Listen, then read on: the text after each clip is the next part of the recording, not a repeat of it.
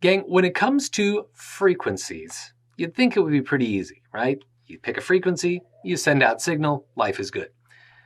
We even know that as we're working with wireless, that there's a specific range, right, that wireless occupies.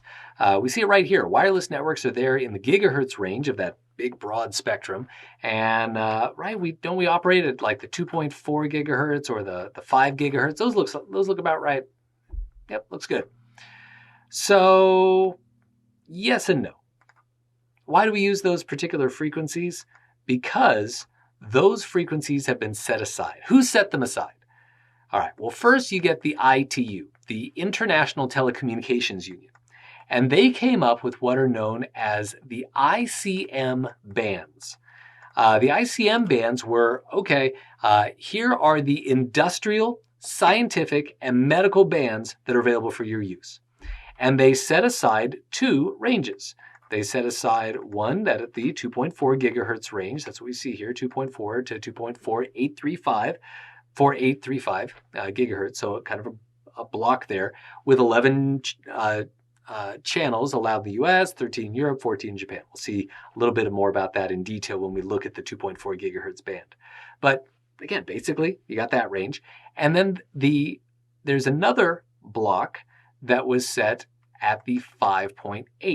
All right, so the ITU set up ISM bands for industrial, scientific, and medical use at these two ranges. It said, go crazy, do what you want in there, free for all, right? Now, the FCC in the United States specifically set up, the Federal Communications Commission set up the UNII, the Unlicensed National Information Infrastructure bands. And so those are specifically the 5 gigahertz bands that we see here, going all the way down to 5.15. Notice that's a lower value than what was set up by the ITU for the ISM bands. So it starts at a lower level. So you've got overlap, but the UNII goes farther. All right, goes all the way down to 5.15, and it calls that Uni 1. And these particular lower frequencies are actually designed for indoor use only. A special exception you can make for outdoor use back in 2014, but essentially indoor use only. Then you get to Uni 2. Uni 2, as we look at this guy, is designed for indoor or outdoor use. Uni 2 Extended, that's used for extended indoor-outdoor use, like maybe connecting a couple of adjacent buildings, but still pretty close. And then Uni 3, the highest end of this bandwidth range, only 4 channels available, is really designed to be sent out for external point-to-point connections, right? So at the 5 gigahertz range, we've got these individual subblocks that are called Uni 1, Uni 2, Uni 2E or 2 Extended, and Uni 3. They each have a specific purpose. And again, you need to know, if you're taking the exam, definitely about these unibands and kind of what their boundaries are and what they're used for. These have consistent acceptance here.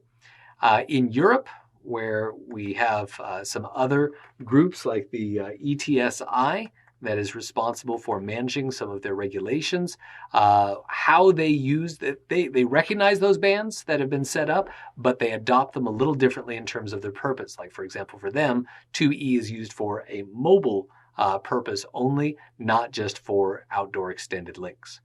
So frequency, the frequency ranges, the spectrums that we're working with here, ISM came up with we got the ISM standards. We have the UNI standards, UNII standards. UNI standards kind of have trumped, I would say, the ISM standards as they especially apply in the United States.